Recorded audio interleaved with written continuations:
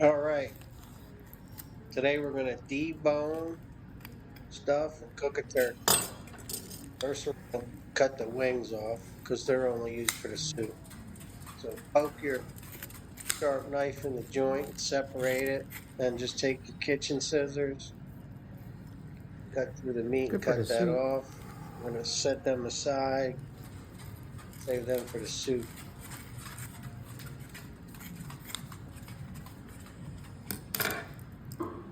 A little tough because there's tendons in there. Just cut them. Repeat that process on both sides. Cut the wings off. So I've done this for the last couple Thanksgivings. Everybody likes it. There's no bones. Okay, now we're going to cut the leg. So we cut along the bone on the top. We've already gone around the ankle and removed that. So in these drumsticks, there's these tendons you can see. You got to remove all those because you don't want to be your guests to be picking that out of your boneless turkey.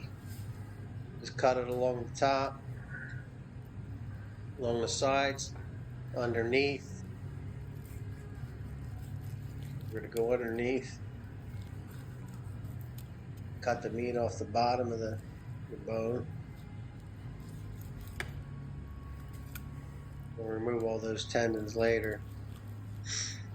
This whole process, it should take you around 15 minutes, not that big a deal.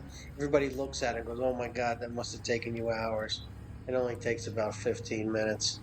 So, I mean, you're going to spend 15 minutes carving the turkey after you cook it anyway. But this is just so such a nicer presentation.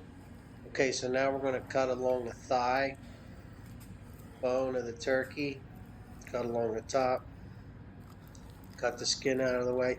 You want to try and keep the skin on one huge piece to wrap your, I guess we'll call it a loaf. So we'll go underneath the leg a little more. Try and keep the leg and thigh piece of meat one piece. The only separation should be on the top. So we're going to cut along the thigh bone. Same thing, go underneath. Separate that along the I guess you'd call it a knee joint of the turkey.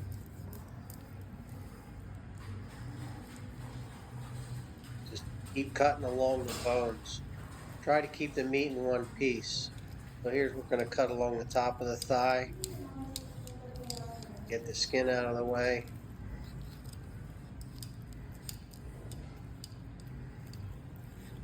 Cut it off the knee. Go underneath the knee.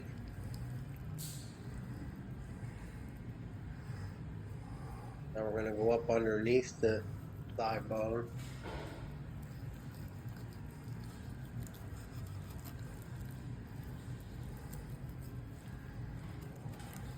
Inside the joint.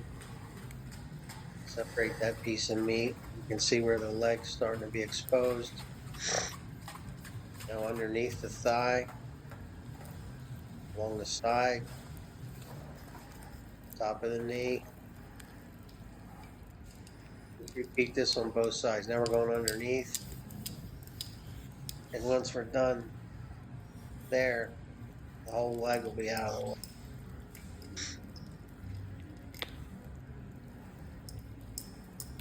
Don't forget to remove those tendons. There we go. We got the whole leg almost separated out. Leave the thigh and the leg on the carcass. So now we've already started to separate the meat from the I guess rib cage, you could call it. Try not to go down all the way and cut the skin underneath because we're going to need the skin to wrap our loaf. There's a lot of meat underneath.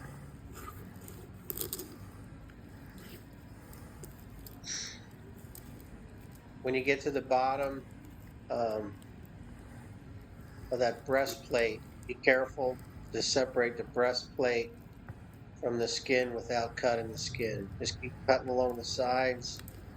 and separate it as you keep cutting it. And go underneath the leg, make sure that's all separated.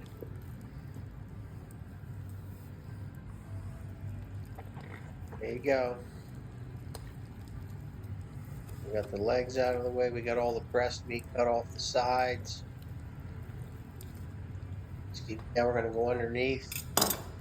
Just be careful. You don't want to cut the skin. Underneath the shoulder, we're going to separate that. Then we got it out. Now the two, you're going to see big, large breasts. We want to cut a cross section and bring that meat down on top of the dark meat. So now you have the whole white meat's going to be at one end, all the breast meat, and then all your dark meat is going to be at the other end. So when you're serving it, if your guests want dark meat, just cut the slices from the bottom end, and then if they want white meat, breast meat, cut it from the top. So you want to evenly spread the meat so that when you wrap it, the thickness of the turkey is uniform. So just take some scissors, we're going to pull those tendons out. I already did, just to make the video short, I already cut most of them out. Got the meat pretty well distributed right now. So now we got generous lengths of string underneath the turkey. And we're going to get ready to make the stuffing. Or you can make the stuffing before you start this process, so it's not sitting out. We're going to start. We already made the stuffing. Take a whole baguette, break it up, put it in a bowl, some olive oil, a couple tablespoons of olive oil. You want to use enough olive oil so each piece of bread has soaked up some olive oil. A little salt, pepper,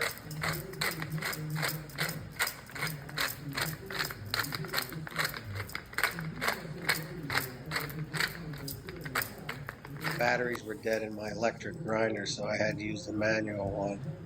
I put it on coarse. I like the pepper cooked chunky. A couple tablespoons of fresh rosemary, a couple tablespoons of fresh thyme. Mix it up real good. If you want to use sage, you can use sage. If you want to use oregano, you can use oregano. I want to try and keep it simple. Too many spices might, confuse the palate. So I just like a little rosemary, a little thyme. Did he die? Add some nice seasoning. Wow. Kind of squeeze the pieces of bread so it absorbs the olive oil.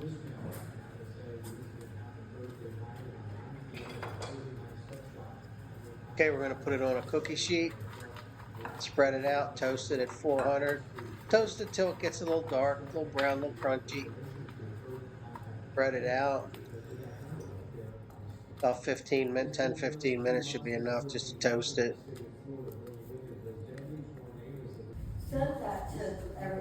Like I said earlier, if you want to add some different spices, you can. I just like rosemary and thyme. All right, so it's out of the oven. It's back in the bowl. We had already sauteed our green pepper, onion, and garlic. That's already been sauteed. Just sauteed enough till it's a little translucent. Soften it up. Now we're going to add an egg.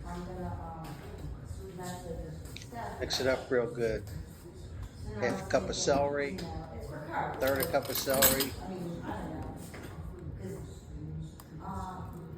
Water chestnuts, if you like, are good to add. If you want some more meat, you can add some sausage. Peppadew peppers, my favorite. Around the holidays, adds a little red color to the stuffing. They're sweet, they're tangy. It's one of my favorites. It's optional. At Christmas time, you got the green from the pepper, you got the red from the peppadews. Go color coordinated for Christmas. We'll throw the egg in there, mix it up. If you want, if you think it's a little too dry, you can add some chicken stock. Everybody's there and not that. Mix it I'm up. sticking to it. My bowl's not big enough. She's so cute. We're ready to go.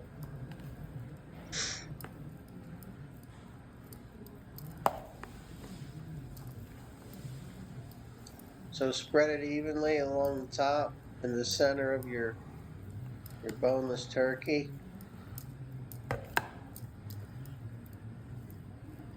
From the top to the bottom.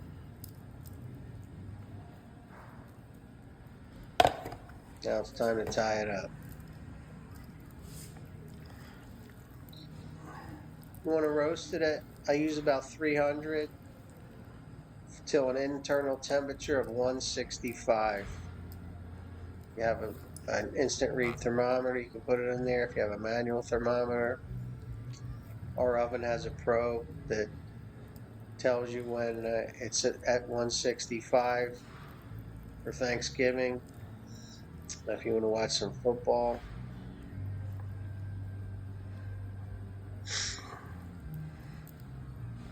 So try and close it up as much as you can without, exposing the stuffing. I just use a regular bow, no marlin spike is necessary, no fancy knots. I just like you're tying your shoelaces. We need AAA for the Wrap it up as tight as you can. Doesn't have Some to be do, super some tight, don't. just enough to keep the stuffing coming out.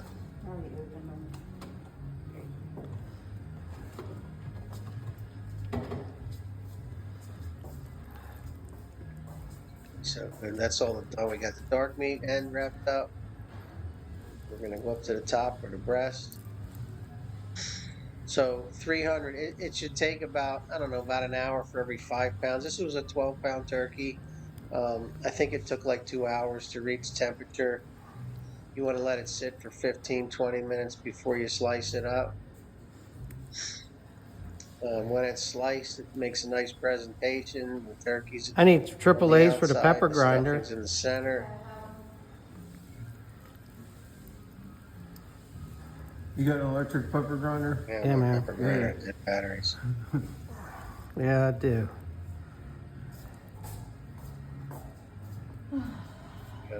Electric pepper grinder was dead. The vacuum so bad. This was just happened to be at Thanksgiving, so we had some visitors watching me create this work of art. All right, we're going to tie the last piece on the largest piece, the loaf. Tie it up nice and tight. Jean, yeah, she's going to New Jersey to watch the There show. it is. Just cut the extra strings off.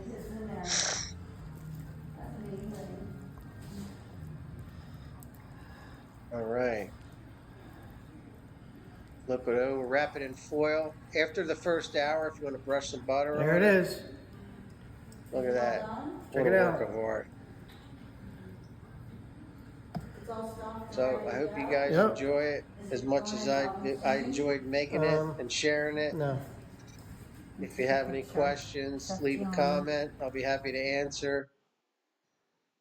Leave a review on the bottom of the website. If you have any questions, I'll be happy to answer it. Hope you enjoy your turkey. Ciao.